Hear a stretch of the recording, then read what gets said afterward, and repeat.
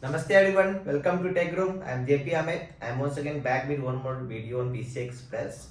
And in this video, we'll be discussing about the different layers of PCI architecture. Before we move on to the video, I want to share one of my experience of yesterday.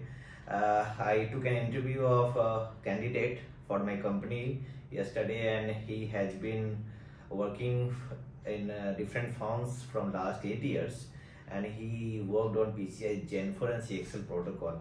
And when I asked some basic questions related to PCI Express, like what is the bus number inside the root complex, how do you convert from giga transfer speed to bandwidth, and he was not able to answer it. So मेरी impression ये बन रहा है कि many the senior members जो भी हैं वो भी basics पे ध्यान नहीं दे रहे हैं. So I want you people to understand the basics first when you start a project, or start reading the PCI Express or CXL protocol. So last 1 month में मेरे पास multiple request भी आई है mock interviews के लिए, and I have taken some of the few mock interviews also. So it was a good experience for me and the candidate also. So if you want me to take your mock interview, you can comment or connect with me via email. I will share my email ID in the description box, and you can mail me if you want to have a mock interview with me for PCI Express, CXL, System Verilog, UVM Verilog. Okay, so let's move on to the video. तो PCI architecture में हमारे पास different layers propose किए गए हैं ताकि we can have a proper understanding of which layer is doing what work, and it should be easy to understand. जैसा कि हम जानते हैं, for example we have the architecture in which we have one root complex and end point. तो दोनों के बीच में हम लेंस की कनेक्शन करते हैं, और उस लेंस की कनेक्शन को हम लिंक कहते हैं. ठीक है, दोनों साइड होते हैं ट्रांसमिट और रिसीव साइड. अगर रूट कॉम्प्लेक्स से कोई पैकेट निकलता है तो एंड पॉइंट के पास जाएगा. सिमिलरली एंड पॉइंट से कोई रिस्पॉन्स या पैकेट आता है तो वो रूट कॉम्प्लेक्स के बाहर जाएगा वाया पीसीआई लिंक.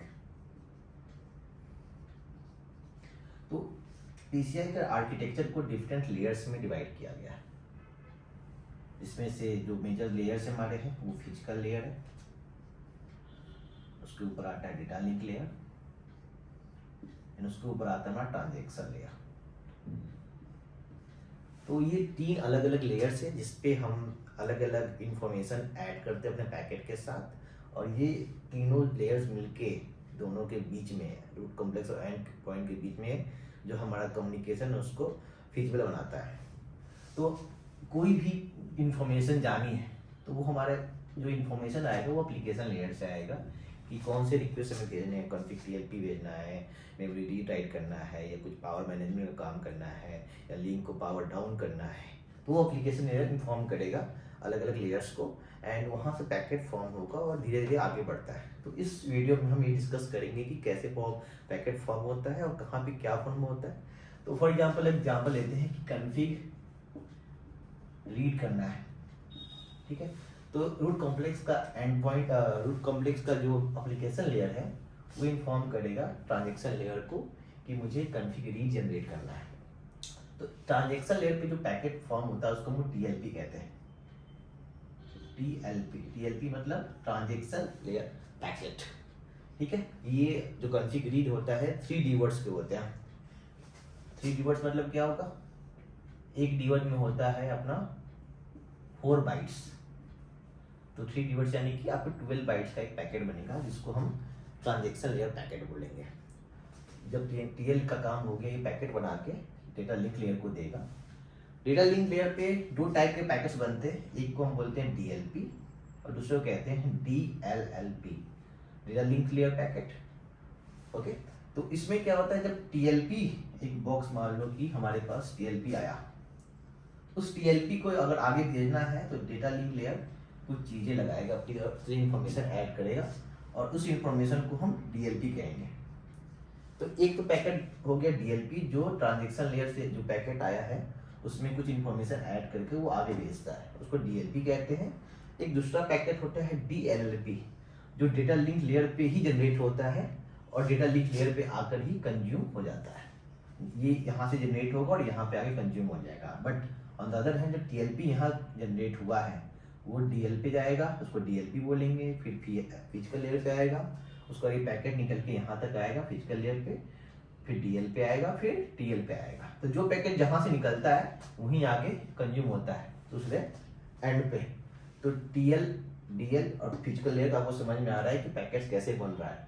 तो ये DLP जब नीचे फाइल लेयर पे आएगा तो यहाँ पे भी कुछ और इन्फॉर्मेशन ऐड की जाएगी इस फिजिकल लेयर पे, और वो पूरा एक पैकेट बन के लिंक पे आपका भेज दिया जाएगा। जब रूट कॉम्प्लेक्स वो पैकेट लिंक पे डालेगा, लिंक तो लेंस के थ्रू ये रिसीवर एंड पे आता है, और रिसीवर एंड पे आके यहाँ पे डिकोडिंग शुरू हो जाती है। तो जिस तरीके से हमने एक छोटे से पैकेट को बड़ा पैकेट यहाँ बनाते गए, इन्फॉर्मेशन ऐड होते गया, मतलब ये TLP था उसमें कुछ इन्फॉर्मेशन ऐड हुआ, उसके बाद जब ये फिजिकल लेयर पे पहुंचा तो यहाँ भी कुछ इन्फॉर्मेशन ऐड हुआ, तो जब यहाँ पे पहुंचेगा तो ये जो फाइल लेयर पे जो इन्फॉर्मेशन आई थी ऐड हुआ था वो हटा दिया जाएगा। फिर नेक्स्ट जब DL के पास जाएगा तो DL ने जो इन्फॉर्मेशन यहाँ लगाया था वो हटा के फिर इसके पास अल्टीमेटली वो पैकेट पहुंचेगा जो कि कॉन्फ़िगरेड होएगा, एंड कॉन्फ़िगरेड के एवज में जो अपना इसका एप्लीकेशन लेयर है उसका रिस्पॉन्स बना के वापस इसी मेथड से आगे की ओर भेजेगा। एक हो गया सिंपल डेटा फ्लो। पर क्वेश्चन ये आता है जो हम अपने स्टूडेंट से भी पूछते हैं कि यार ये अलग अलग लेयर्स क्यों बनाए गए हैं, तो लोग आंसर देते हैं कि यार कॉम्प्लेक्स ना हो इसलिए। क्या दिक्कत, फिजिकल लेयर तो पहले से कॉम्प्लेक्स है, थोड़ी सी कॉम्प्लेक्सिटी और ऐड करेंगे, तो जरूरी नहीं है कि हमारे पास ये 3 लेयर्स की नीड नहीं है, हम सिंपल से फिजिकल लेयर ही बनाए, इसमें थोड़ा सा और कॉम्प्लेक्सिटी ऐड करें और पैकेट चेंज करना शुरू करें। तो फिर वो कंफ्यूज चुप हो जाते हैं। तो इसके लिए एक सिंपल सा आंसर ये है कि हमारा क्या है, PCI के पास PCI के अलग अलग जनरेशंस हैं, 1 2 3 4 5 6, और हर जनरेशन पे कुछ ना कुछ चेंज आता है, और मोस्टली देखा जाए तो फाइल लेयर पे चेंज आता है, क्योंकि हर जनरेशन में एक स्पीड हमारा डबल होते चला जाता है। तो हो सकता है कि Gen 1 से Gen 2 में जाए तो फिजिकल लेयर को बहुत ड्रास्टिक चेंज करना पड़े, पर DL और TL में कुछ खास चेंज करने की नीड ना हो। तो अगर हम सारी जो लॉजिक्स है सिर्फ फिजिकल लेयर में ही रहता, और ये तीनों का TL और DL का जो लॉजिक अगर सेपरेट नहीं होता और हम Gen 1 से Gen 2 में जा रहे होते तो हमें ज़्यादा काम करना पड़ता, कॉम्प्लेक्सिटी बहुत ज़्यादा चेंज करना पड़ता। तो इस चक्कर में हमने सेपरेट कर रखा है कि अगर किसी खास लेयर के लिए कुछ काम चेंज करना है तो बाकी लेयर्स को हम अफेक्ट ना करें। अगर कुछ चीज़ें DL में चेंज करनी थी तो सिर्फ DL ही चेंज हो, TL और फाइल अपनी जगह जो काम पहले से कर रहा था वो काम करता रहे। तो इसलिए इसमें आर्किटेक्चर में अलग अलग लेयर्स बनाए गए हैं कि अगर कोई एक जनरेशन से दूसरे जनरेशन पे जाए, जैसे Gen 6 में भी हम हैं और Gen 7 पे जाना चाहते हैं, तो उसी में हम स्पीड चेंज करना चाहते हैं, DL और TL की फंक्शनैलिटी चेंज नहीं करना चाहते हैं, तो हम बस स्पीड पे काम करेंगे। नेक्स्ट जनरेशन जो R&D करेंगे वो सिर्फ फिजिकल लेयर पे काम करेंगे, और इसकी स्पीड को अभी 64 GT पर सेकेंड स्पीड से उठा के 128 GT पर सेकेंड स्पीड पे लेके जाएंगे। तो हमें सिर्फ काम फिजिकल लेयर पे करना पड़ेगा, बाकी लेयर्स इंटैक्ट रहेंगे। ठीक है, तो आई थिंक ज़्यादा लंबा वीडियो ना करते हुए we should end this video over here, and we will discuss more about enumeration, PCI enumeration in the next video. So if you have any doubt, you can comment on the video and like this video and subscribe to my channel if you want to see more videos like this, and do mail me if you want to have a mock interview with me. Thank you, bye bye.